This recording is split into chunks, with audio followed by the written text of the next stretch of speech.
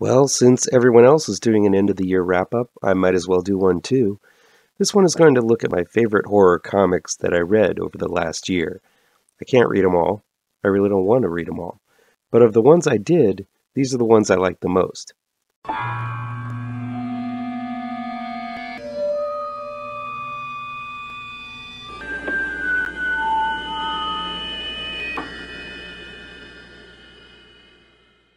Welcome back to ML Miller Frights. I'm ML Miller. Before we begin, please do me a favor and punch that like button down below. Share this video with all of your social media addicted pals. Click subscribe to this channel and ring that bell for notifications. These are in no way reviews of these books. Just a quick list of horror comics that caught my fancy and tingled my spine during the last year. Here we go. SHADOWMAN from Valiant Comics is by Cullen Bunn with art by John Davis Hunt. The voodoo-inspired adventures of Jack Boniface, aka the SHADOWMAN, has been done before, but never this effectively, as Cullen Bunn goes the serial route and makes each issue self-contained while inching the overall plot along ever so slightly. The result is a pretty gnarly and down-to-earth voodoo coolness. Add in John Davis Hunt's art, and this is the only Valiant comic worth my time, as it delves into some very dark corners of Jack's mind and soul as he searches the world for demons, monsters, and madmen. The Immortal Hulk is from Marvel Comics. It's written by Ewing and penciled by Joe Bennett. Joe Bennett is a controversial figure in today's comics world, but he is a guy who deserves a lot of the praise sent the Immortal Hulk's way with his new designs for the Hulk, the Leader, Betty Banner, Rick Jones, and the rest of the gamma-irradiated monstrosities. That's what makes this the only worthy Marvel horror comic on the stands.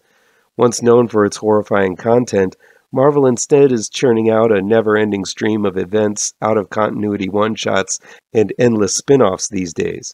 But when it gets a concept like horror right, I'm going to send them some praises.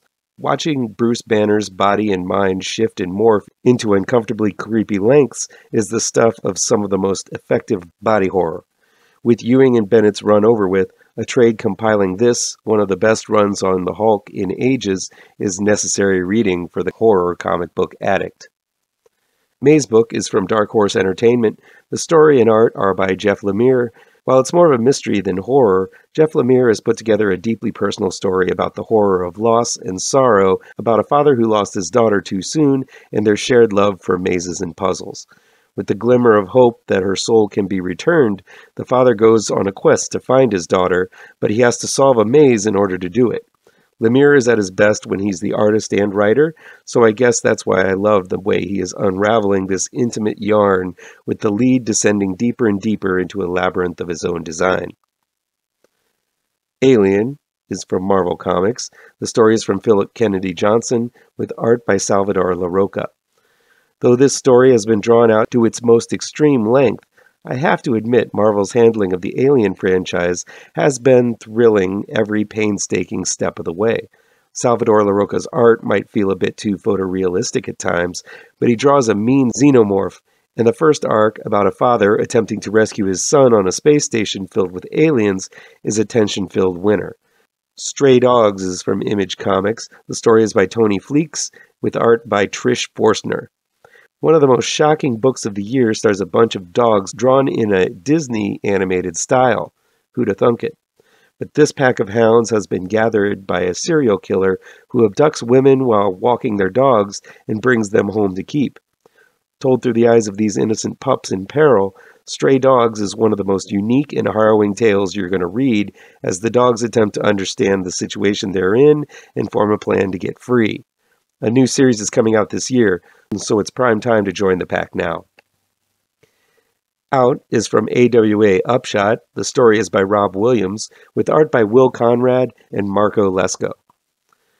This story of vampires in a prisoner of war camp in Germany set during World War II might feel familiar, as it was the major plot point in the first season of The Strain. But this one tells a simpler tale about a Native American translator who feels out of place in his unit, and how that gives him a unique connection with a vampire unearthed and forced to work with the Nazis. The moody art by Will Conrad is divine, providing the perfect gothic backdrop for this delicious vampire series. Nice House by the Lake is from DC Comics. The story is by James Tynion IV, with art by Alvaro Martinez Bueno. While I feel this series has a long way to go, still, James Tynion IV has set up a fantastic premise about the end of the world and the alien who saved his friends from it by setting them up in a nice house by the lake. Kind of like the title. Seeing the way each of these people are surviving as the rest of the world burns around them is the stuff of some of the best horror films like Night of the Living Dead, where the real danger is inside the barrier with all of these different people trying to get along with one another. Tynion is just now revealing some of the cards he's hidden from the beginning, so this second leg of the story, set to come out in the coming year, looks to be a real barn burner. Maniac of New York is from AfterShock Comics. The story is by Elliott, Kalan, with art by Andrea, Mutti. A mute man-monster is stalking the streets of New York wearing a hockey mask and brandishing a gnarly piece of cutlery. No, this isn't the comic adaptation of Jason Takes Manhattan. It's Maniac of New York, a series that is just as much about the horror of political gridlock as it is the scores of lives taken at the hands of this murderer. What makes this story so scary is that it's being told from the outside. No one knows the maniac's motivations, as he somehow slips in and out of crowded areas without being apprehended by the cops. A new series just started this month, so this is the right time to check out this first pulse-pounding urban horror tale. Ice Cream Man and Ha Ha is from Image Comics. The story is by W. Maxwell Prince, with art by Martin Morazzo and Chris O'Halloran. One of my favorite horror series as a kid was Beautiful Stories for Ugly Children, which told mundane stories through a truly warped lens. Ice Cream Man is the closest modern thing to that series, as it tells an all-new, all-demented tale each month, overseen by a truly wicked and weird ice cream man whose scoops are adorned with your deepest fears instead of sprinkles. Prince's second anthology series, Ha Ha, took the same approach, though it adds to the horror and focuses its stories on clowns. Good clowns, bad clowns, sad clowns, mad clowns. As many kinds of clowns as there are flavors of ice cream. This is monthly demented fun, and Prince is a king at telling one-and-done horror. The Silver Coin is from Image Comics. The story is by Various, with art by Michael Walsh.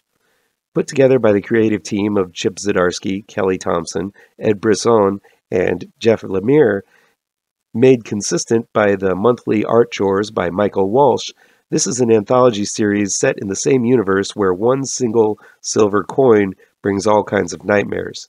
One issue can be set in a summer camp, while another takes place in Vegas. The possibilities are endless and can go anywhere these creative minds want to take us. But it's artist Michael Walsh that ties everything together into one delightful, spine-tingling package. The Me You Love in the Dark is from Image Comics. The story is by Scotty Young, with art by Jorge Corona. I loved every page of this soul-wrenching series about an artist who seeks inspiration in a secluded home in the country, but finds love with the ghost who lives there.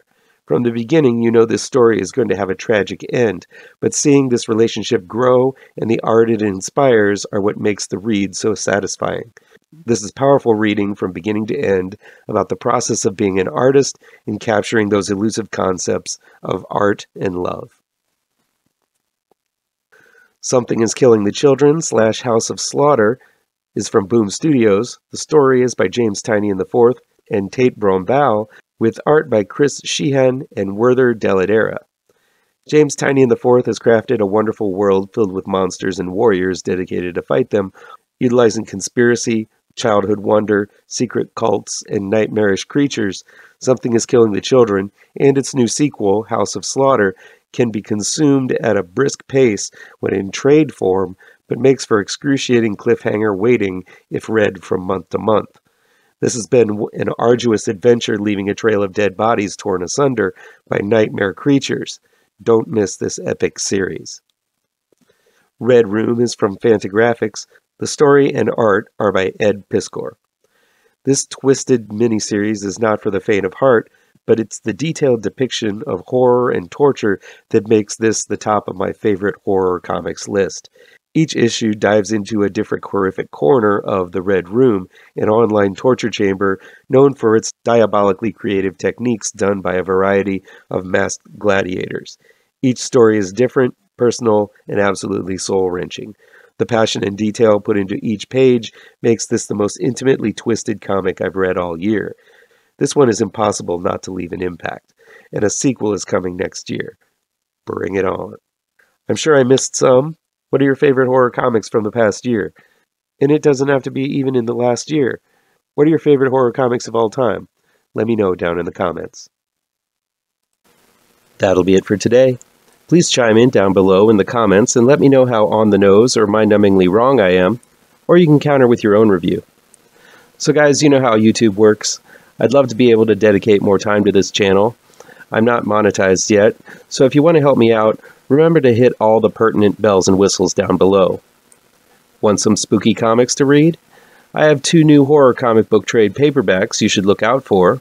Both Grave Trancers and Pirouette, collecting never-before-published issues, can be found in only the finest of comic book shops.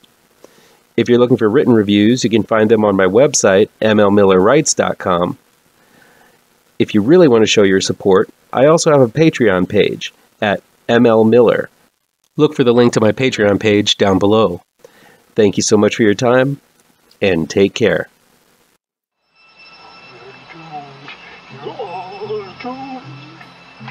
You're doomed